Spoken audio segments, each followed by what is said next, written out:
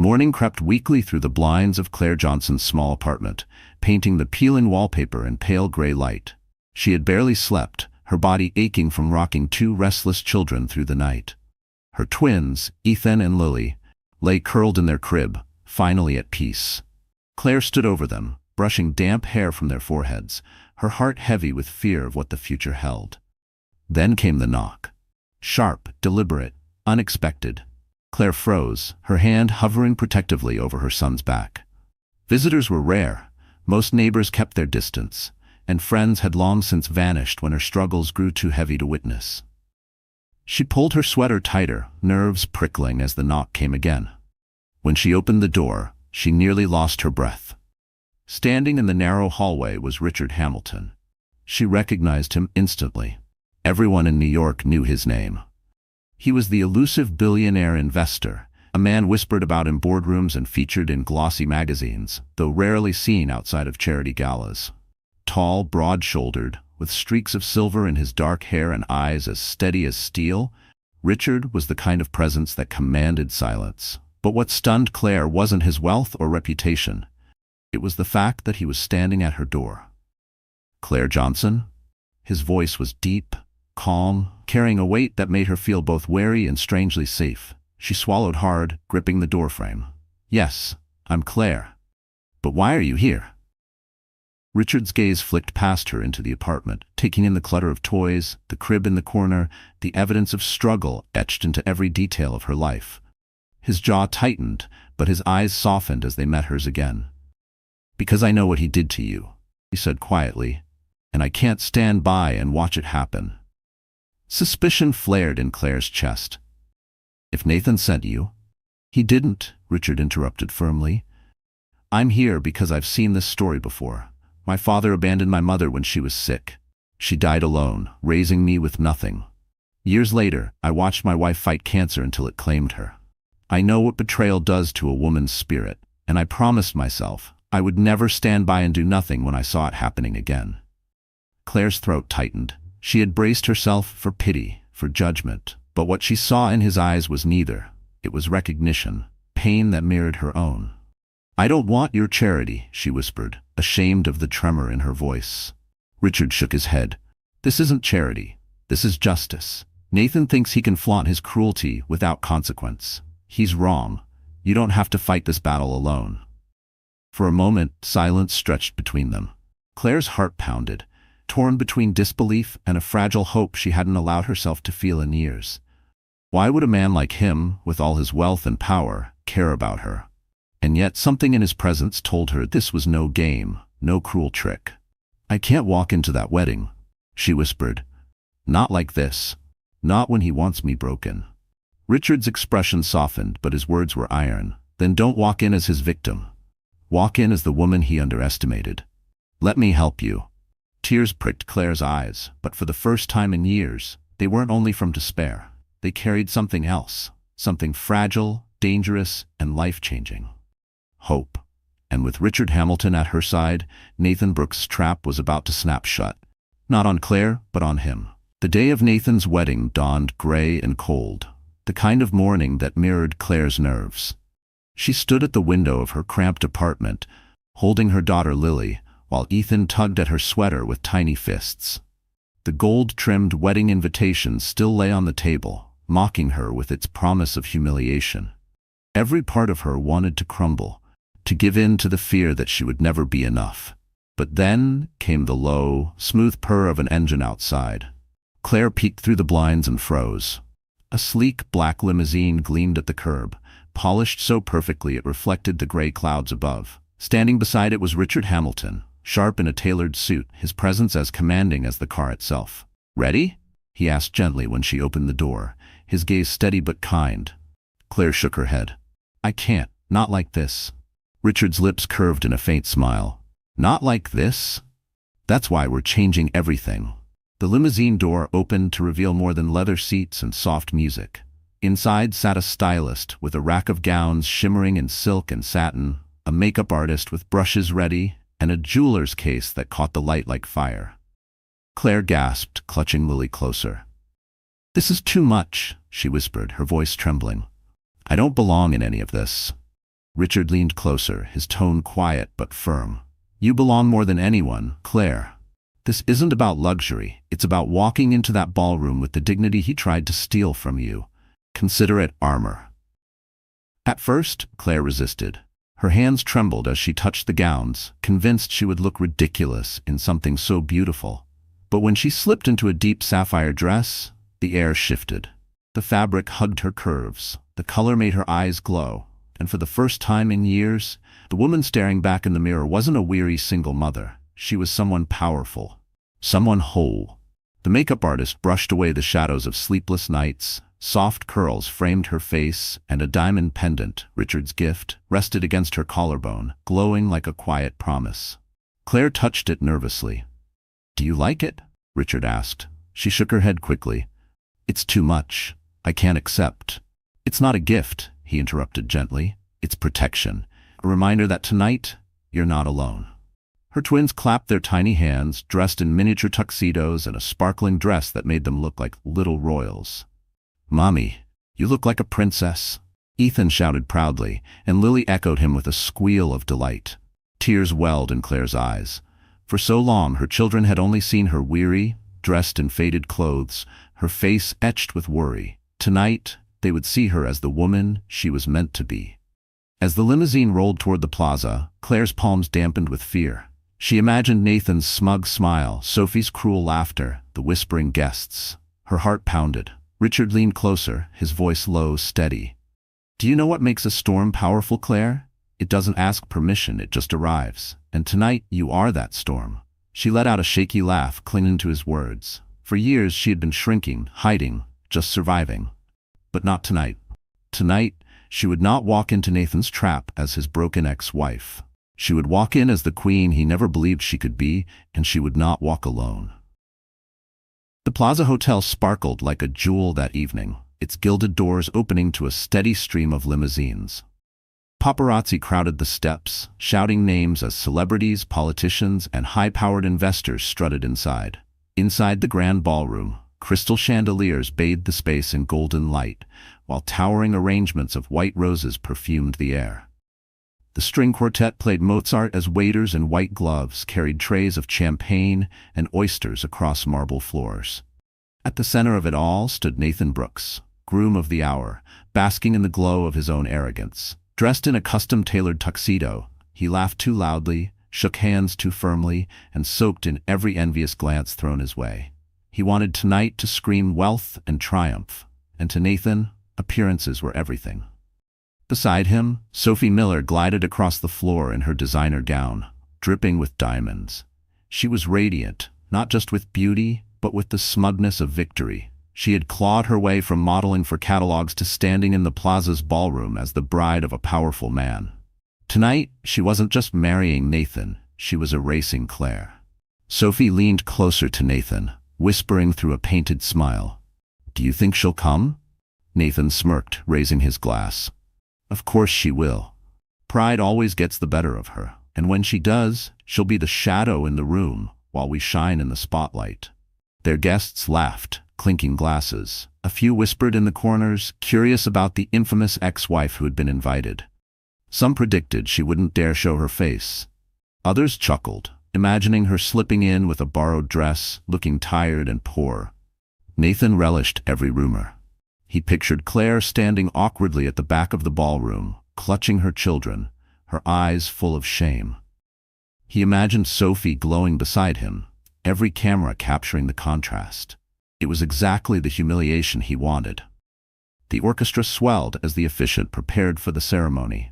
Sophie posed for the photographers, tilting her face to the light like she had rehearsed. Nathan shook hands with investors, boasting about new deals and hinting at expansion plans. The ballroom buzzed with shallow laughter, every guest eager to be seen in the right circles. But beneath the glamour, tension simmered. The empty chair Nathan had ordered placed near the back stood like a silent dare. Every glance toward it carried the same question. Would Claire come? Sophie reveled in the thought of it.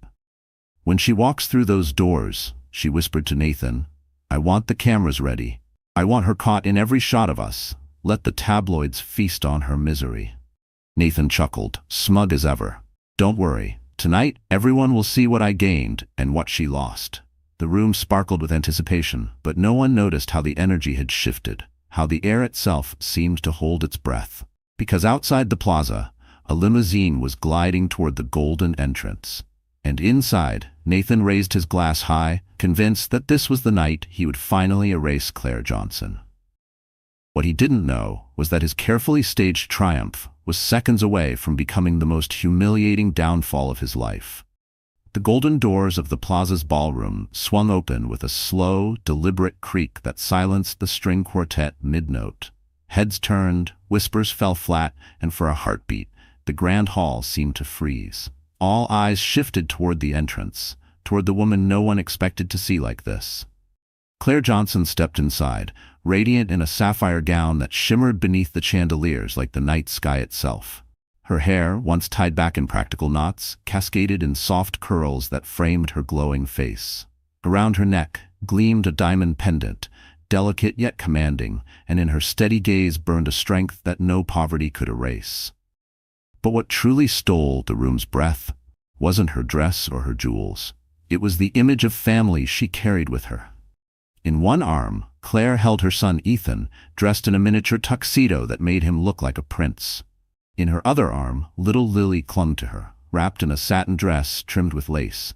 Their tiny eyes sparkled, their innocence disarming the most cynical onlooker. And walking beside her, tall and unshakable, was Richard Hamilton. The billionaire's presence radiated authority, his tailored suit perfect, his stride confident, his hand resting protectively on Claire's back. He didn't just escort her. He stood with her, as though daring the entire room to try and diminish the woman he had chosen to support. Gasps rippled through the crowd like wildfire. Phones lifted discreetly, cameras clicked, and whispers filled the air. "Is that Richard Hamilton? She came with him? Impossible. She looks like royalty." Nathan Brooks's smirk faltered, his glass trembling slightly in his hand. He had imagined Claire entering hunched, ashamed, maybe in a worn dress, her poverty laid bare. Instead, she glided across the marble floor like a queen returning to her throne. Sophie's face drained of color, her painted smile stiffening into something brittle. She clutched Nathan's arm tighter, her nails digging into his sleeve. "This wasn't supposed to happen," she hissed under her breath. The string quartet, recovering from their stunned silence, stumbled back into a melody, but the music was drowned out by the murmurs. Guests craned their necks, captivated by the transformation. Some whispered admiration, others awe, but all of them saw what Nathan had tried to bury. Claire was not broken, she was luminous. Richard guided her to the center of the room, not to the empty chair at the back Nathan had prepared for her, but straight toward the heart of the celebration. His very presence was a statement. Claire belonged here, not as a shadow, but as the light itself. Claire's heart pounded, but she held her chin high. Every step echoed the vow she had made to her children. "I will not let him erase us." She could feel Nathan's eyes burning into her, but she didn't look away. Not this time. As she reached the center of the ballroom, silence fell again, heavy and expectant. Nathan's voice cracked as he forced a laugh. "Well, looks like the guest of honor has arrived." But no one laughed with him, because in that moment, the balance of power shifted. And for the first time, Nathan Brooks realized his perfect night had just turned into his greatest nightmare. For a long, breathless moment, the ballroom of the plaza held its silence.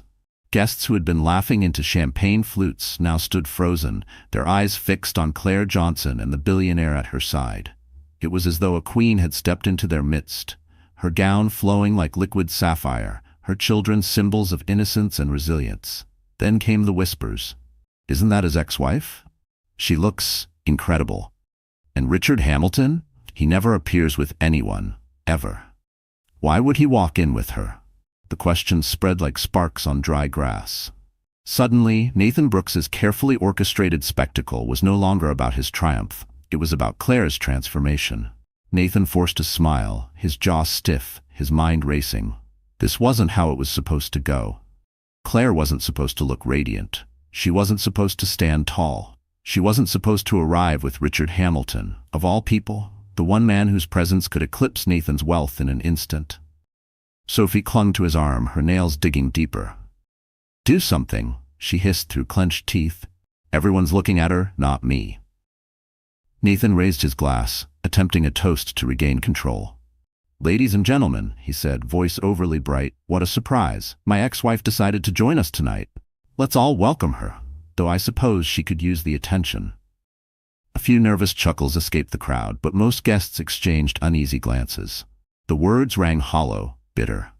Nathan had meant them to sting Claire, but instead, the cruelty in his tone exposed something uglier: insecurity. Meanwhile, Claire remained composed. She didn't flinch, didn't shrink. Richard's steady hand on her back grounded her, while her twins squirmed in her arms, unaware of the storms swirling around them. She met Nathan's eyes for the briefest moment, not with fear, but with calm defiance. That look shook him more than he admitted. "Do you see the way she carries herself?" whispered one investor to another. "Nathan always said she was nothing.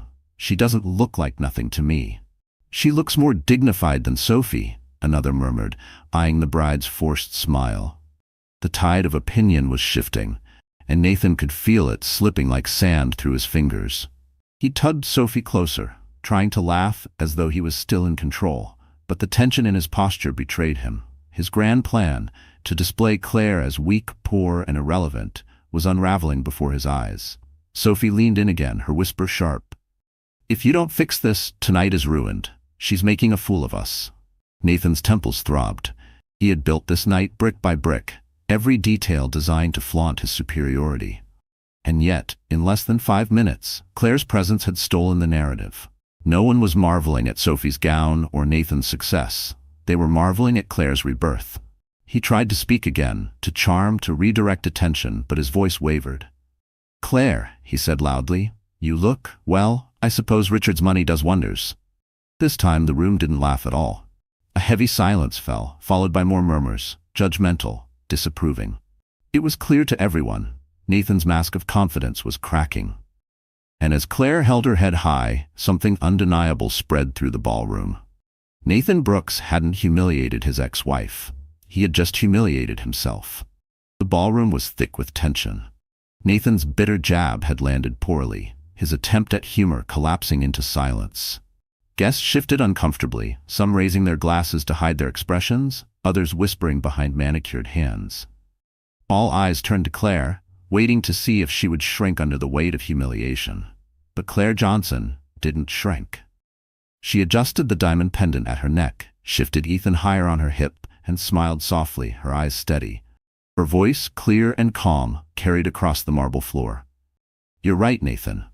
Money does change things, but not in the way you think. What changed me wasn't a man's fortune. It was raising 2 children on my own. It was learning to fight for them when no one else would. That's what gave me strength."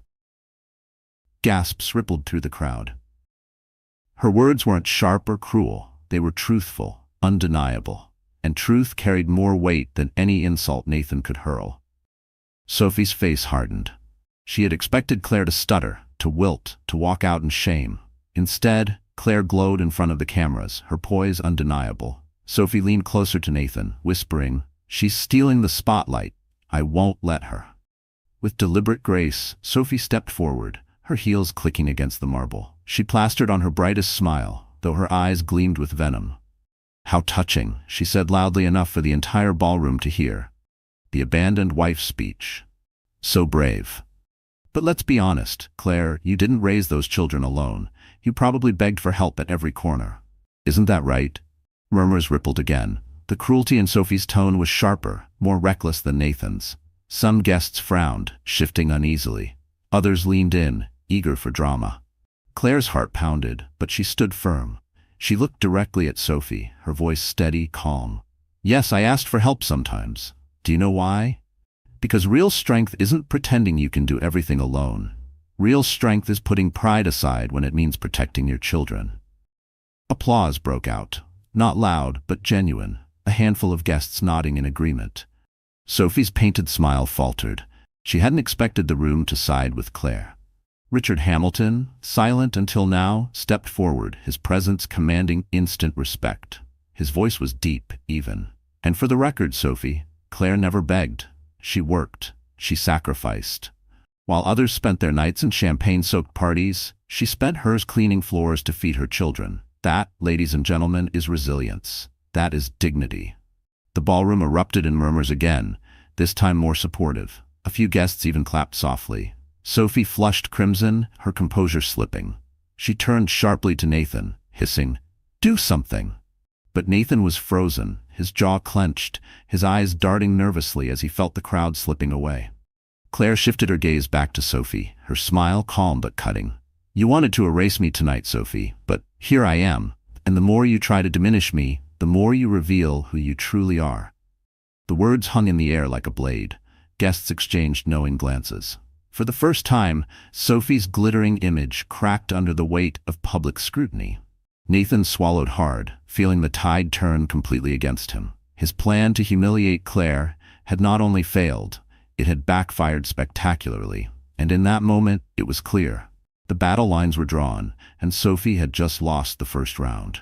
The applause for Claire's words faded into murmurs, but the damage was already done. Nathan Brooks felt it like a crack spreading through glass, silent at first, but widening with every second.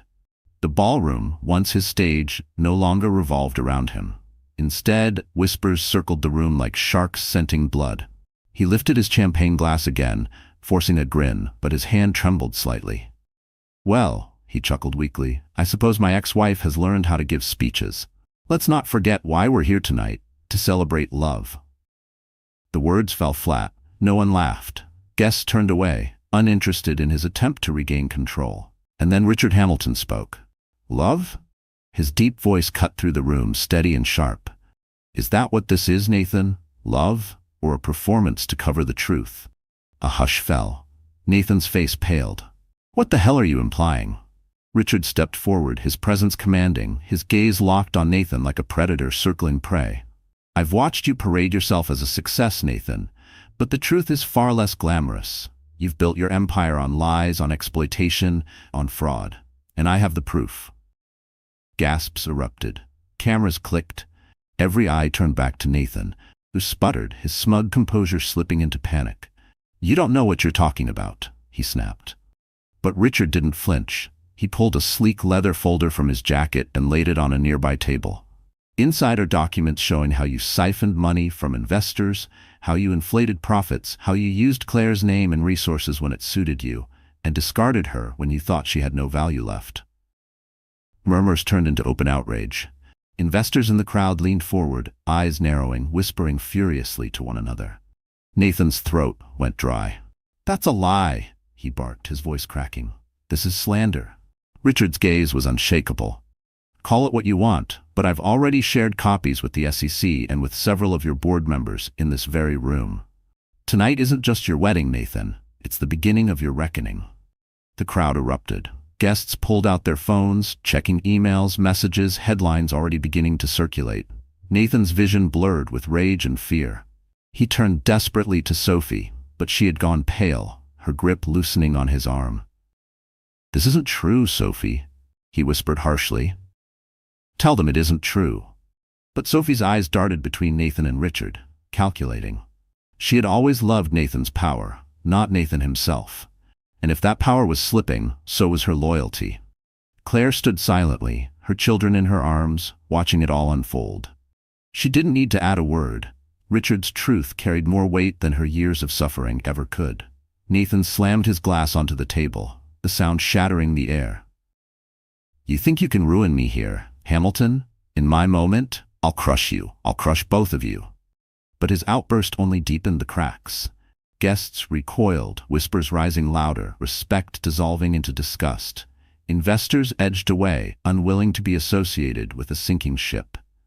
And in that moment, Nathan Brooks, the man who believed he controlled the room, realized the room was slipping beyond his grasp. Because the empire he had built wasn't just cracking, it was crumbling right there in front of everyone.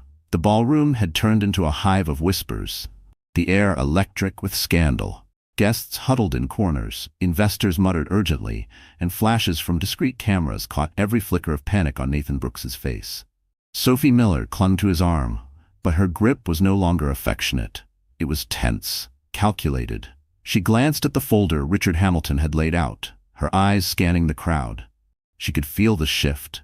The man who had promised her a glittering throne was wobbling, his crown slipping. Nathan leaned down, his voice sharp, desperate. "Stand by me. Smile. They'll believe us if you smile." But Sophie wasn't listening. Her eyes darted to Richard, then to Claire, radiant in her sapphire gown, twins nestled against her shoulders. The image was powerful, too powerful. It contrasted starkly with Sophie's own desperate posture, clutching a man who was visibly unraveling. One of Nathan's closest investors approached, face grim. "Nathan, is this true?" he demanded, pointing toward the folder. "Did you falsify reports? Did you siphon funds?" Nathan laughed hollowly. "Of course not. This is Hamilton's stunt to humiliate me. He's jealous, threatened." The investor cut him off coldly. "We'll be conducting an immediate review. Don't think this will be brushed aside." He walked away, shaking his head. Sophie's stomach churned. The whispers grew harsher. Fraud, liar, finished. She pulled her arm free from Nathan's grasp, her smile plastered on but brittle. Nathan turned on her, his eyes wild. "What are you doing?" he hissed. "I can't be dragged down with you," she whispered, her voice sugar-sweet for the watching crowd. "I have my career, my reputation. I didn't sign up to marry a criminal." Nathan's face flushed red, his composure cracking completely. "You ungrateful." But Sophie had already stepped back, creating a deliberate space between them. Her smile widened for the cameras, but her words were knives. "You've embarrassed me, Nathan. In front of everyone. I should have listened when people said you'd do anything to win, even cheat." The murmurs exploded. Guests gasped, eyes widening as Sophie, the bride, openly turned against the groom.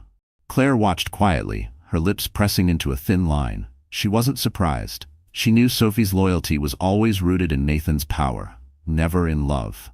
And now that power was bleeding out, Sophie was ready to abandon him. Richard remained silent, his eyes fixed on Nathan, but the faintest trace of a smirk tugged at his lips. The trap Nathan had set for Claire had ensnared him instead, and his mistress was cutting herself free before the ship sank completely. Nathan grabbed Sophie's wrist in a last, desperate attempt to hold on to control. "Don't you dare walk away from me," he snarled under his breath. Sophie wrenched free, her voice sharp enough for the nearest guests to hear. "You don't own me, Nathan, and you certainly don't deserve me, not after this." The statement landed like a thunderclap. Gasps echoed, phones flashed, and suddenly Sophie turned from accessory to accuser. She positioned herself near a group of wealthy women, sliding seamlessly into their circle as if she had always belonged there. She tilted her head, whispering just loud enough to be overheard. "Poor me, I didn't know he was such a fraud. Imagine finding out on your wedding night." The crowd ate it up. Sympathy poured toward Sophie, outrage toward Nathan. The tide had turned completely. Nathan stood abandoned, his guests dispersing, his investors doubting, and his bride betraying him in plain sight.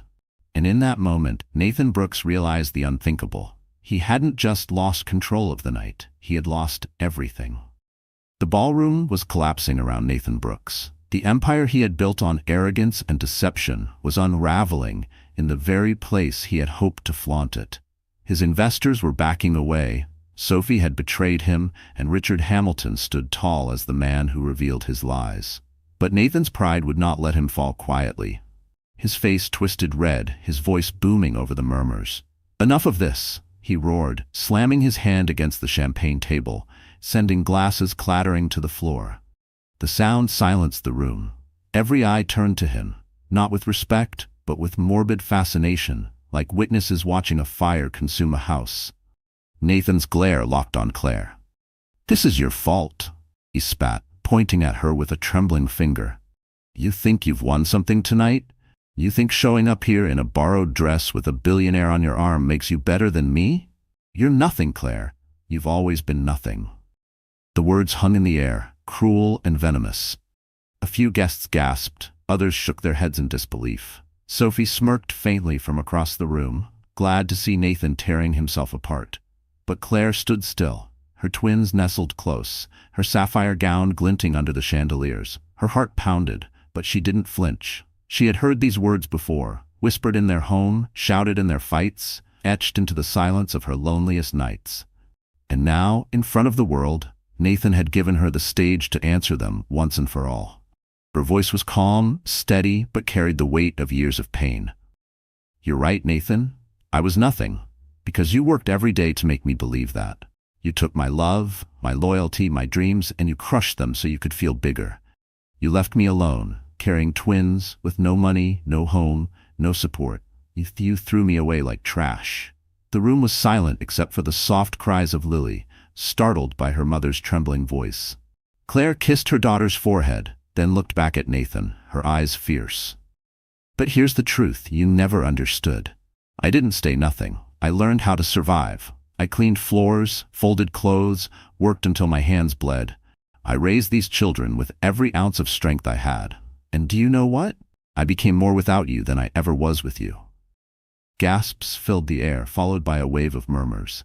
Guests nodded, some even clapping softly, moved by her raw honesty. Nathan's face twisted, his pride shriveling under the weight of her truth.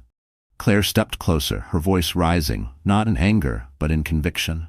You thought you erased me, but all you did was free me. You lost the best thing you ever had, Nathan, and tonight the world sees it too. Richard's hand rested gently on her shoulder, his eyes full of pride. The twins clung tighter to her, symbols of her strength and resilience. Nathan's mouth opened, but no words came. His rage sputtered, his control shattered. He looked around the room for an ally, but there were none left. Sophie had abandoned him, his investors doubted him, and the crowd's sympathy lay firmly with the woman he had tried to destroy. And in that silence, the truth became undeniable. Nathan Brooks hadn't exposed Claire Johnson as nothing. He had exposed himself as everything he always feared, weak, pathetic, and utterly alone. The ballroom air felt electric, thick with the weight of what had just unfolded. Nathan Brooks stood exposed, his fury sputtering into silence. Claire Johnson, once the woman he discarded, now stood radiant, her children nestled against her, her truth ringing in every corner of the plaza. The crowd murmured with admiration for her strength. But then Richard Hamilton stepped forward. The billionaire's presence alone was enough to silence the room. He stood tall, his broad shoulders squared, his voice deep and commanding as it echoed beneath the chandeliers. "Ladies and gentlemen," he began, his gaze sweeping the crowd, "tonight you've seen the truth of Nathan Brooks. But more importantly, you've seen the truth of Claire Johnson." All eyes shifted to Claire, who blinked in shock.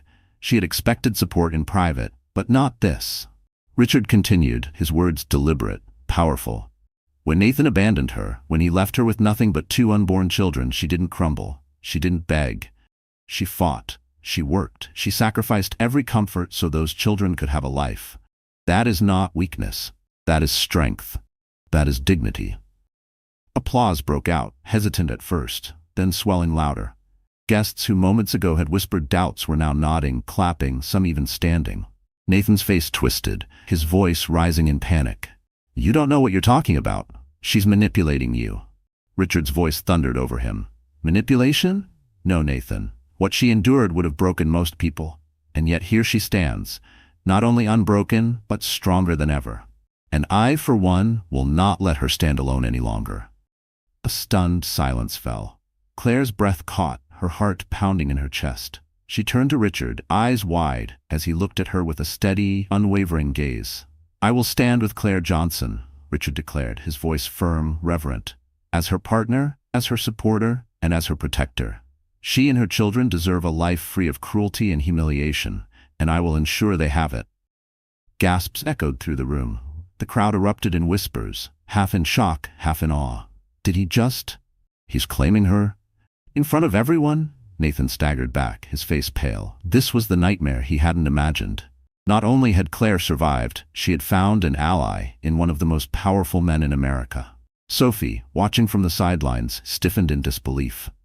She had fought to replace Claire, to wear the crown Claire once had, only to watch it placed back on Claire's head by a man whose influence dwarfed Nathan's. Claire, overwhelmed, shook her head faintly. "Richard, you don't have to," but he gently interrupted, his voice low, meant only for her ears. "I want to. Because you deserve more than surviving. You deserve to live." Her eyes filled with tears, not of despair, but of something she hadn't felt in years. Hope. The guests, caught between scandal and admiration, applauded again, louder this time. Some shouted her name, others clapped until the ballroom echoed with support. The tide had fully turned. Claire wasn't just surviving Nathan's attempt at humiliation, she was ascending above it. And as Nathan watched, Trembling with rage and disbelief, the truth struck him with brutal clarity. The woman he discarded had not only risen, she had found someone powerful enough to ensure he could never drag her down again. The thunder of applause still echoed off the ballroom walls, but Nathan Brooks heard nothing except the blood pounding in his ears. His wedding had become a spectacle, not of triumph, but of his humiliation. His ex-wife glowed like a queen. Richard Hamilton had claimed her openly. And the crowd, the very people Nathan had invited to admire him, were applauding her strength instead of his success. His face burned crimson, his fists clenched so tightly his knuckles whitened. He could feel control slipping through his hands like water. And when Nathan Brooks felt cornered, he lashed out. "Stop!" he bellowed, his voice cracking across the room. The applause faded into uneasy silence, the orchestra stuttering into stillness. All eyes turned back to him. His chest heaved as he pointed a trembling finger at Claire. "You think this changes anything? You think dressing up in a fancy gown and clinging to a billionaire erases who you really are? You're still nothing but a poor, desperate woman who couldn't survive without me." Gasps rippled through the crowd. Some guests frowned, others exchanged disgusted glances. But Nathan wasn't finished. His rage poured out in a flood. "You wouldn't even be standing here if it weren't for me," he spat. "I made you. I gave you everything you had. And now you walk in here pretending you've moved on? No, you're a parasite, Claire. That's all you'll ever be." Claire's lips parted, but before she could respond, Richard stepped forward, his presence radiating calm authority. His deep voice cut through Nathan's hysteria like a blade. "Careful, Brooks. The more you speak, the more you reveal the truth, that you can't stand the fact she rose without you." The crowd murmured in agreement. Nathan's eyes darted wildly, desperate for allies, but found none. Even Sophie stood apart, her arms crossed, her face twisted in disdain. She wanted no part of his collapse. But Nathan's desperation only grew. He lunged toward the table where Richard's folder lay, snatching it up and waving it wildly. "This is lies," he shouted. "Fabricated. He's trying to destroy me because he's jealous." Richard remained composed. "Those documents are already in the hands of your board members and federal investigators. Shred them here if you like. It won't change the truth." Nathan's hand shook, the papers fluttering as he realized he was cornered. His gaze snapped back to Claire, venom dripping from his words. "And you, don't think you've won. You're nothing without me. Nothing." Claire finally spoke, her voice steady, her eyes unflinching. "Nathan, you left me with nothing, and I built a life anyway. That's something you'll never understand." The words struck harder than any scream. The room exhaled as if it had been holding its breath. Guests nodded, some clapped softly. Nathan's mouth opened, but no sound came. His rage had sputtered into silence. He looked around, desperate for one sympathetic face, but found only judgment. The empire he had flaunted was collapsing. Not tomorrow, not next week, now. And as the weight of his downfall pressed in on him, Nathan Brooks finally realized the truth. He wasn't the man in control of this night. He was the spectacle, the cautionary tale, the fool who handed the crown back to the woman he tried to destroy. The ballroom was still buzzing with whispers when the sound of heavy doors swinging open echoed through the plaza. The murmurs died instantly. Uniformed police officers strode into the glittering hall, their presence cutting through the glamour like a knife. Behind them, two plainclothes detectives carried leather folders and stern expressions. The crowd gasped. This wasn't part of the spectacle Nathan had planned. "Mr. Nathan Brooks," one detective announced, his voice firm, echoing off the marble walls. Nathan froze, his blood ran cold. "What is this?" he barked, forcing a laugh that trembled. "This is a wedding, not—" "You are under investigation for securities fraud, embezzlement, and wire fraud," the detective continued. "We have a warrant for your arrest." Gasps rippled through the ballroom. Guests clutched their pearls, investors muttered furiously, and cameras clicked with renewed frenzy. The grand event Nathan had staged to show off his power was becoming the stage of his public downfall. Nathan's face turned crimson. "This is insane," he shouted, his voice cracking. "This is a setup. Hamilton's behind this. You can't arrest me in front of all these people."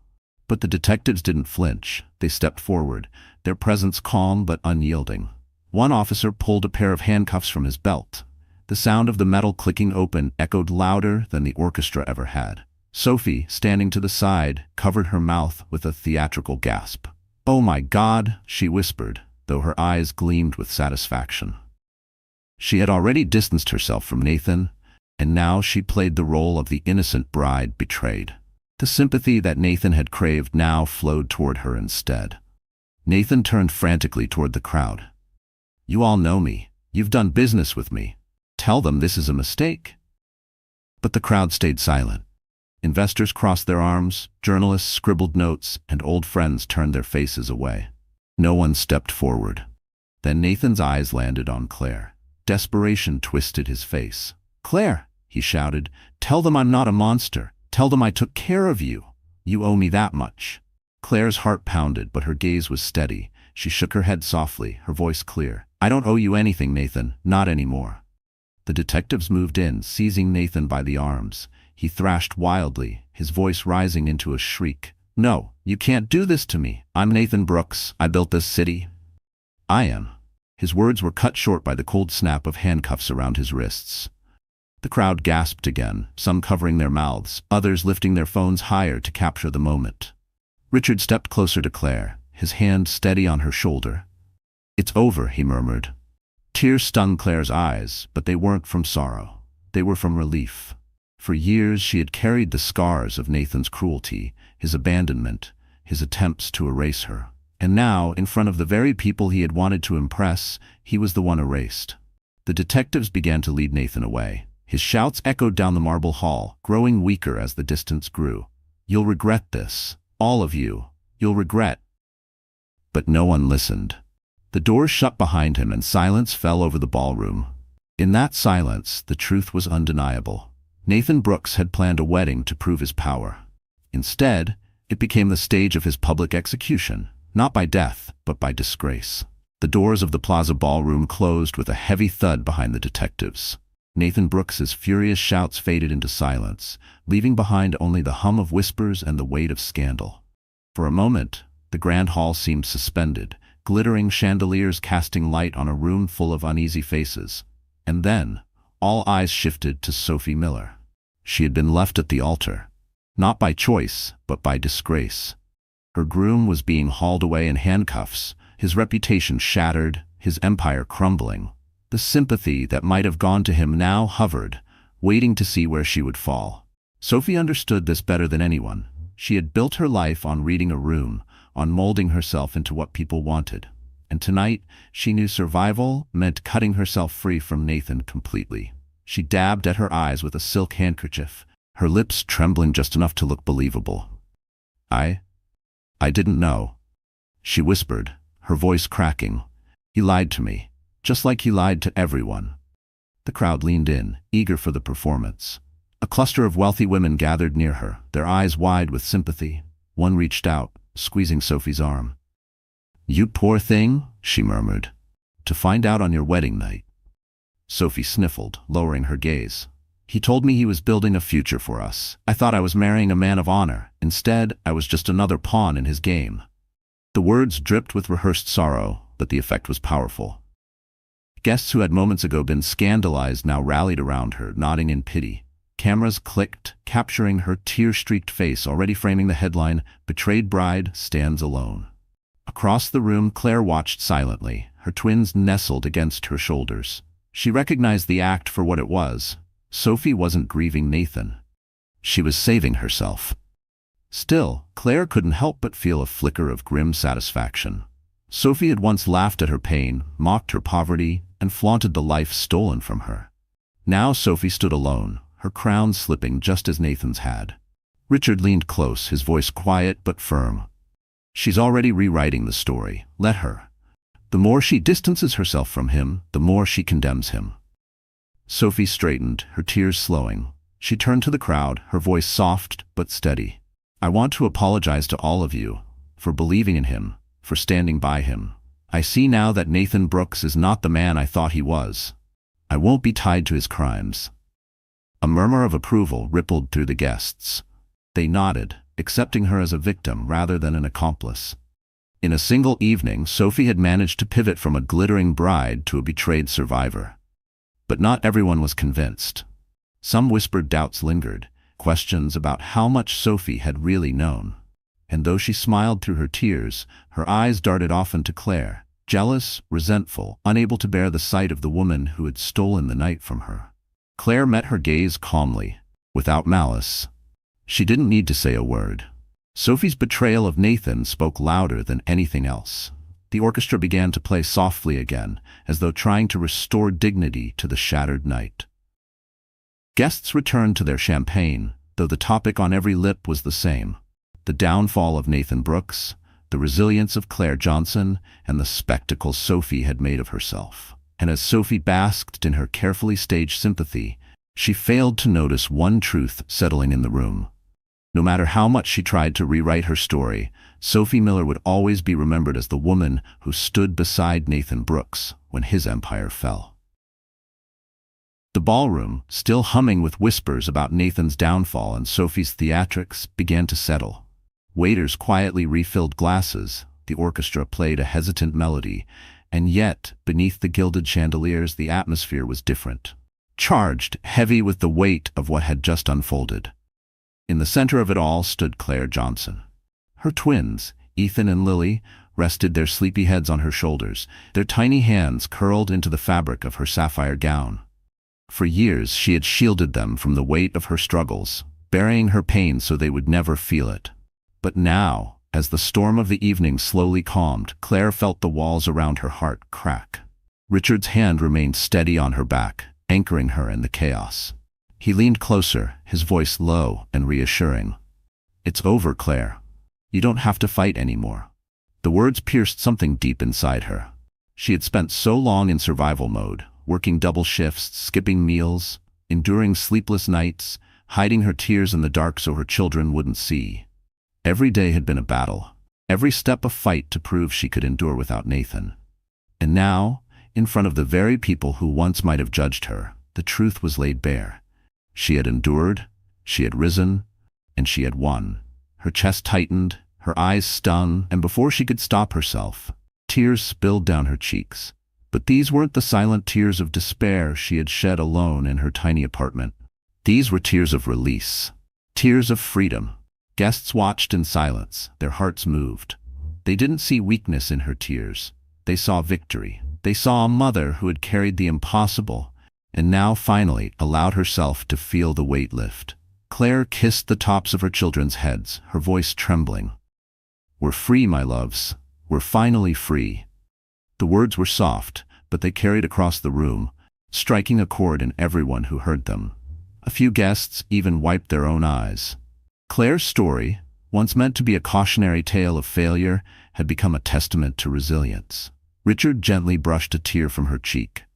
"You don't have to carry this alone anymore," he whispered. Claire looked at him, her vision blurred with tears but her heart swelling with gratitude. For the first time in years, she believed him. She wasn't alone. She had allies. She had hope. The orchestra shifted to a softer tune, as though underscoring the moment. Guests began to clap, not the polite applause of earlier, but something deeper, an acknowledgement, a standing ovation for her journey. One by one, people rose to their feet, clapping louder, until the entire ballroom echoed with thunderous support. Claire pressed her hand to her heart, overwhelmed. She had been the woman cast aside, the mother struggling in shadows. Now she stood in the light, not because of wealth or beauty, but because of her strength and her truth. The tears kept flowing, but they no longer shamed her. They healed her. Each drop washed away the years of cruelty, the nights of hunger, the loneliness of raising children without support. She was no longer the abandoned wife. She was Claire Johnson, the woman who survived, who rose, who triumphed. And as the applause roared around her, Claire knew with absolute certainty. Her tears were no longer for what she had lost. They were for the life she had finally won. The applause still thundered through the ballroom, echoing against marble pillars and glittering chandeliers. Claire Johnson stood in its center, her cheeks damp with tears, her twins clinging to her shoulders, her heart light for the first time in years. She had endured Nathan's cruelty, Sophie's mockery, society's judgment, and she had risen above them all. But the night was not finished. Richard Hamilton, who had stood quietly at her side, watching with pride as she reclaimed her dignity, took a slow step forward. The applause began to fade as guests noticed the change in his posture, the intent in his eyes. One by one, voices hushed, and the room fell silent again, waiting. Richard turned to Claire, his deep gaze steady, his expression softer than anyone had ever seen on the usually impenetrable billionaire. He reached into his jacket, and when he pulled out a small velvet box, gasps echoed through the hall. Claire's breath caught, her eyes widened. "Richard, what are you doing?" she whispered, her voice trembling. Richard lowered himself onto one knee, the contrast of his powerful figure kneeling on the marble floor, striking every witness like a lightning bolt. He opened the box, revealing a ring that sparkled beneath the chandeliers. A diamond, not just large but brilliant, set with elegance, a symbol of devotion rather than wealth. The crowd erupted in gasps and murmurs. Phones lifted, cameras flashed, and whispers darted across the room like wildfire. "A proposal? Here? Tonight?" Richard's voice carried steady and strong, cutting through the noise. "Claire Johnson," he began, his tone reverent, "I have watched you face more cruelty than any woman should ever endure. I have seen the strength in your spirit, the love in your heart, and the courage with which you've raised your children. You don't need me. You've already proven you can stand on your own. But I want to stand with you, not as your rescuer, but as your partner." Claire's hands trembled as she clutched her children tighter. Her heart raced, her mind spinning. Never had she expected this. Not tonight. Not ever. She had come prepared for humiliation, not for honor. Richard's eyes softened, his voice dropping into something intimate, though every person in the ballroom leaned in to catch it. "Claire, will you marry me? Will you allow me to walk beside you, to protect you, to cherish you, and to love not only you, but the children who are part of you? Will you give me the honor of calling us a family?" Tears flooded Claire's eyes again, but these were different. Tears of disbelief, of gratitude, of overwhelming love. Ethan stirred in her arms, clapping his tiny hands as though sensing the importance of the moment. Lily giggled softly, her voice breaking the silence with innocence. The ballroom exploded into applause once more, louder than before, cheering, whistling, urging her on. Strangers shouted her name, women dabbed at their eyes, men nodded with approval. It was the kind of proposal that lived in stories. Unforgettable, immortal. Claire pressed a trembling hand to her lips, overwhelmed. For years, she had dreamed only of survival, of making it one more day, one more night. Now, in front of the very people who once looked down on her, she was being offered something she thought she'd lost forever. Love, respect, family. Her voice shook, but it carried across the hall. "Yes," she whispered, then louder, her heart breaking open with joy. "Yes, Richard, I will."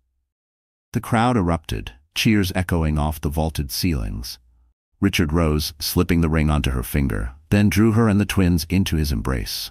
The four of them stood together, framed by chandeliers, a new family forged in the ashes of betrayal. And as the cameras flashed and the applause roared, the truth was undeniable. Claire Johnson had walked into the plaza, expecting shame.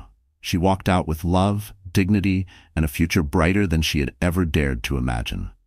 The applause inside the plaza was deafening, echoing long after Richard slipped the ring onto Claire's trembling hand. Strangers stood on their feet, clapping, cheering, some even wiping tears from their eyes. The image of Claire Johnson, once the poor abandoned wife, now standing hand in hand with one of the most powerful men in America, her twins nestled safely against her, would be remembered long after the last champagne glass was cleared. But for Claire, the noise faded. All she felt was peace. She looked down at her children. Ethan giggled, tugging at the sparkling ring on her finger.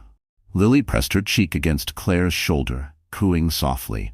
For the first time since their birth, Claire didn't feel the heavy ache of fear for their future. She felt light, free, and safe. Richard leaned close, his voice warm against her ear. "This is the start of something new. You'll never carry the weight alone again." Tears filled her eyes, but this time she didn't fight them. She let them flow, knowing they weren't tears of weakness but of healing. She whispered back, "Thank you for seeing me when no one else did." The orchestra swelled, and the guests began to toast, not to Nathan, not to Sophie, but to Claire and Richard. Glasses clinked, laughter rose, and the atmosphere transformed from scandal to celebration. The very night Nathan had intended as her humiliation had become her coronation. Meanwhile, whispers of Nathan's arrest rippled beyond the ballroom. Phones buzzed with alerts, journalists scribbled furiously, headlines forming even before the ink dried. Nathan Brooks, arrested on fraud charges. His empire was finished. Sophie, clinging to the role of betrayed bride, faded into the background, forgotten as the world's attention shifted entirely to Claire. Claire looked around the room, seeing faces she once thought sneered at her now glowing with admiration. But deep down, she knew her victory wasn't in their approval. It was in the fact that she had survived, endured, and risen without losing herself. She raised her glass, her voice carrying across the hall. I once thought I was nothing, that I had no strength, no future. But tonight, I stand here with proof that no matter how far someone tries to break you, you can rise again. Not just for yourself, but for those you love. The room erupted in cheers, clapping until the chandeliers trembled. Claire lowered her glass, holding her children close, her heart finally at peace. Richard kissed her temple, and together they walked toward the grand doors of the plaza. Guests followed behind, the atmosphere alive with joy. Outside, flashes from cameras lit up the night sky, capturing the image of a woman who had gone from discarded to celebrated. Claire paused at the steps, inhaling the crisp New York air. The city that once felt so cruel now seemed full of promise. She looked down at Ethan and Lily, their innocent eyes wide with wonder, and whispered, "This is our new beginning." The limousine waited, but Claire no longer felt like a passenger in someone else's story. She was the author now, ready to write a future brighter than any past she had endured. As the car door closed and the city lights reflected in the glass, one truth settled deep in her heart. She had walked into the plaza as the woman Nathan tried to erase. She left it as the woman no one would ever forget. So that's how our story comes to an end. My dear friends, if you're still here with me right now, it means something in this journey touched your heart in its own quiet way. Maybe you saw a little of Claire's struggle in your own life. Those nights of doubt, the weight of being underestimated, or the fight to stand tall when the world seems determined to keep you small. The Stoic philosopher Epictetus once said, "It's not what happens to you, but how you react to it that matters." And isn't that the truth we just witnessed? Claire's strength didn't come from avoiding pain, it came from enduring it, transforming it, and rising above it. Her tears became her freedom, her scars became her crown. So tonight, let's carry that lesson with us. No betrayal, no setback, no cruel voice can define you unless you let it. You have the power to rise. And if this story moved you, please like this video, share it with someone who might need a little hope tonight, and subscribe so you can keep walking these journeys with us. Because together, we're not just watching stories, we're healing, one heart at a time. The Plaza Hotel in New York City gleamed like a palace that evening, its grand chandeliers spilling golden light across the marble floors. Tonight, it wasn't just a wedding, it was a spectacle. At the center of it all stood Nathan Brooks, the charming yet arrogant groom, wearing a smug grin that seemed carved into his face. Beside him, Sophie Miller, his glamorous young fiancée, clutched his arm like she had already conquered the world. But Nathan had more than marriage on his mind. He had planned a show. He wanted revenge. Only a year earlier, his ex-wife, Claire Johnson, had walked out of his life carrying not just heartbreak but his children, twins, barely a year old now. He had abandoned her when she was most vulnerable, taking the house, the savings, and leaving her with nothing but two fragile lives to protect. And yet, he wasn't satisfied with her suffering. He wanted her humiliation to be public, unforgettable. "Send her an invitation," Nathan had told Sophie weeks ago, his voice dripping with cruelty. "Let her walk into this ballroom looking tired, broke, and desperate. Let everyone see the difference between her misery and my success." Sophie had smirked. "She'll crumble the moment she sees us, and the cameras will love it." And so the golden-trimmed envelope was delivered to Claire's tiny apartment. Everyone in Nathan's circle knew the truth. This wasn't an act of kindness. It was bait. He wanted her to appear as a shadow of herself while he basked in luxury, every guest whispering that he had traded up. As the string quartet played, Nathan raised his glass, savoring the anticipation. "When she walks in," he whispered to Sophie, "the world will know I won." But the guests weren't as convinced. Whispers floated through the crowd. Would Claire dare to come? Would she face the man who abandoned her and flaunted his betrayal? Or would she stay hidden, confirming Nathan's victory without even showing up? The room buzzed with shallow laughter and curiosity. Nathan was sure of himself. He believed Claire would crawl, broken and ashamed. What he didn't know was that the woman he once discarded was no longer the same. And when the doors opened that night, the humiliation he planned would turn into his greatest downfall. Before the glitter of the plaza and the cruel whispers of high society, there was a small, dim apartment in Queens where Claire Johnson's life had been reduced to survival. She had once believed in fairy tales. Once believed that Nathan Brooks was her prince, her forever. At 24, she married him, carrying nothing into their union but love, loyalty, and the quiet dream of a family. For a while, Nathan played the role well. He showered her with flowers, whispered promises, and painted pictures of a future filled with travel, success, and children. Claire, innocent and trusting, gave up her part-time job as a receptionist to support his rising career. She became the perfect wife, cooking meals, managing their home, and standing proudly by his side at every corporate event. But as Nathan's wealth and ambition grew, so did his contempt. He began to look at Claire not as a partner, but as baggage. He mocked her plain clothes, criticized her for not fitting in with the glamorous wives of his colleagues, and reminded her often that without him, she was nothing. The breaking point came when Claire discovered she was pregnant, not with one child, but with twins. She had cried with joy, believing that this was the miracle that would heal their marriage. She imagined Nathan holding her hand at doctor's appointments, painting nurseries, whispering to her swollen belly. But Nathan's reaction was ice. "Twins?" he scoffed, his lip curling. "Do you have any idea how expensive that will be? You can't even provide for yourself, Claire, and now you expect me to carry the weight of 2 more mouths to feed?" From that moment, his cruelty sharpened. Nights grew long and lonely as Nathan stayed out late, coming home with excuses that smelled of perfume and lies. Claire begged him to be present, begged him to remember the vows they had made, but his patience wore thin. One evening, when her belly was heavy and her body ached, Nathan shoved her suitcase into her hands and spat the words that would haunt her forever. "You've ruined my life. Get out." And just like that, she was gone. No home, no savings, no husband. Only the weight of unborn twins pressing against her ribs and the crushing fear of what tomorrow would bring. Claire moved into a friend's spare room, then into a cramped apartment where peeling paint and leaky pipes became her reality. She worked wherever she could, cleaning offices at night, folding laundry at corner shops during the day, even babysitting for strangers. Her hands blistered from harsh chemicals, her feet swelled from standing too long, her eyes burned from lack of sleep. And when the twins were born, 1 boy, 1 girl, her exhaustion doubled. Claire spent nights rocking them both, humming lullabies with a voice that cracked from tears. She skipped meals so she could buy formula, wore second-hand clothes while strangers whispered about her in grocery store lines, and endured the judgment of a world that saw her not as a mother fighting to survive, but as a failure abandoned by her husband. The cruelest part wasn't the poverty. It was the silence. Nathan never called, never visited, never once asked about the children who carried his name. He flaunted his new life with Sophie in magazines, smiling on yachts while Claire counted pennies for diapers. Every night, Claire whispered to her babies, "I will not fail you. Even if I have to break, I will protect you." She kissed their tiny hands, promising them a love stronger than any cruelty.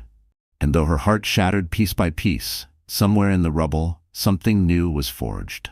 Resilience. Because Claire Johnson wasn't just a poor, discarded ex-wife. She was a mother. And a mother's love can build kingdoms from ashes. And the night Nathan tried to shame her would be the night the world saw just how unbreakable she had become. The Plaza Hotel was more than a wedding venue. It was Nathan Brooks's stage. From the moment he booked the gilded ballroom, dripping with chandeliers and marble columns, he saw it as more than a ceremony. It would be his declaration to the world that he had moved on, risen higher, and erased the woman who once stood beside him. Sophie Miller loved the idea. She was 26, ambitious, and hungry for fame. Once a struggling model, she now preened at the thought of cameras flashing her diamond-covered hand, her designer gown making headlines. But her crown would not feel complete until Claire was crushed beneath it. "Invite her," Sophie urged one night, lounging across silk sheets in their penthouse overlooking Central Park. The city sparkled outside, but her smirk was brighter, sharper. "Make sure she comes. Imagine it. Her walking in with some cheap dress, those babies on her hip, looking like she's begging for scraps. The contrast will be perfect." Nathan's grin spread slowly, cruel and satisfied. "Oh, she'll come. Pride will drag her here, even if she knows she shouldn't. And when she does, I'll make sure everyone sees how far she's fallen." The plan unfolded in whispers and laughter between them. Invitations embossed with gold trim were sent to New York's elite: politicians, investors, celebrities, and journalists who lived for gossip. Among those invitations, one glimmered like a dagger in Claire's mailbox. Nathan didn't just want her to witness his success, he wanted her to walk into a trap. Every detail was calculated. He instructed the wedding planner to leave an empty seat near the back. "For my ex-wife, if she bothers to show." Sophie, with her venomous charm, told photographers exactly where to aim when Claire arrived. "Make sure she's in the background of every photo," she purred. "Like a shadow, invisible compared to me." Nathan even scripted his toast. He would raise a glass in front of hundreds of guests and say, "Some of us had to carry more than our fair share until we found true love. Tonight, I'm grateful I finally found someone who makes me whole." The crowd would laugh, knowing he was mocking Claire, while Sophie basked in victory. The cruelty deepened with every flourish. Nathan ordered the caterer to prepare a table near the back with nothing special. No champagne, no extravagant centerpiece, just enough to remind Claire of her place. "She belongs in the shadows," he sneered. To Sophie, the thought of Claire showing up weak and humiliated was intoxicating. "When the tabloids write about this wedding, they won't just talk about us," she said, eyes gleaming. "They'll talk about her. How pathetic she looked, how irrelevant she is, and by comparison, I'll shine even brighter." Nathan kissed her hand, smug as ever. "Exactly. She'll finally understand she's nothing without me, and everyone else will see it too." But behind the laughter and champagne glasses, a tension hummed. Some of Nathan's closest friends exchanged uneasy glances when he bragged about his plan. "Isn't it a little harsh?" one asked cautiously. Nathan only smirked. "Life is harsh. She should have thought about that before ruining mine." He didn't know it yet, but the stage he polished for humiliation was about to collapse under his feet. Because Claire Johnson, the woman he thought would crawl into his wedding broken and ashamed, wasn't planning to crawl at all. She was preparing to walk in with a strength he never imagined, and a companion who would turn his perfect plan into his ultimate downfall. The night before Nathan's glittering wedding, Claire Johnson sat in the dim light of her tiny Bronx apartment, her world reduced to the hum of an old refrigerator and the soft cries of her one-year-old twins. The walls were thin, paint-chipped, and the radiator clanged as if mocking her exhaustion. She sat hunched over the kitchen table, staring at the gold-trimmed wedding invitation that had arrived weeks ago. It looked almost obscene against the scratched wood, the elegant script spelling out Nathan's name beside Sophie Miller's. She had touched the card 100 times, sometimes with trembling rage, other times with despair. She had wanted to throw it away, even burn it, but something inside her couldn't. The invitation wasn't just paper, it was a reminder of how far she had fallen, and how cruel Nathan still was. Her son Ethan whimpered from the crib, his cheeks flushed. He had been sick for 2 days, feverish and restless. Claire rose quickly, rocking him gently, whispering lullabies through cracked lips. Beside him, his twin sister Lily stirred and began to cry. Claire's arms ached as she gathered them both, swaying slowly, tears streaming down her face. "Shh, my babies," she whispered, her voice breaking. "Mommy's here. Mommy won't let you down." But in her heart, doubt gnawed. She was running out of money for medicine, behind on rent, and stretched thinner than she thought possible. She had skipped meals so her children could eat. She worked nights scrubbing office floors and days folding clothes at a laundromat, stealing moments of rest only when the twins napped. Her hands were raw, her back stiff, her spirit frayed. And now this, Nathan's cruel spectacle waiting at the plaza. She imagined walking into that ballroom with her plain dress, her children clinging to her side, every wealthy guest staring, whispering, "There's the poor ex-wife. Look at her now, pitiful." She imagined Sophie's smirk, Nathan's smug toast, the laughter of 100 strangers. The humiliation would be unbearable. Claire pressed the invitation to her chest and sobbed silently. "Why me? Why did he get everything and I got left with nothing?" Her voice cracked, swallowed by the emptiness of the apartment. She thought of refusing, of staying hidden. It would be safer, less painful. No one would mock her if she didn't show.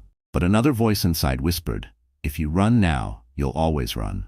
If you hide, he wins forever." Claire sank onto the couch, her twins in her arms, rocking them until they drifted back into uneasy sleep. She closed her eyes, exhaustion dragging her under. In her dreams, she saw Nathan's sneer, Sophie's laughter, and her own reflection, weak, invisible, erased. She jolted awake near dawn, her cheeks wet with tears. The city outside was still dark, the sound of distant traffic carrying through the window. She looked at her children, their tiny chests rising and falling, their innocence untouched by the cruelty of the world. And she made a quiet promise, one that rose from the ashes of her despair. "I will not let him erase me. I will not let him erase us." She didn't yet know how she would keep that promise. She didn't yet know who would soon step into her life and change everything. But that night, as the rain tapped against the window, the seed of defiance took root in her weary heart. And by the time the wedding doors opened, Claire Johnson would no longer be the broken woman Nathan expected. She would be the storm that destroyed his perfect illusion.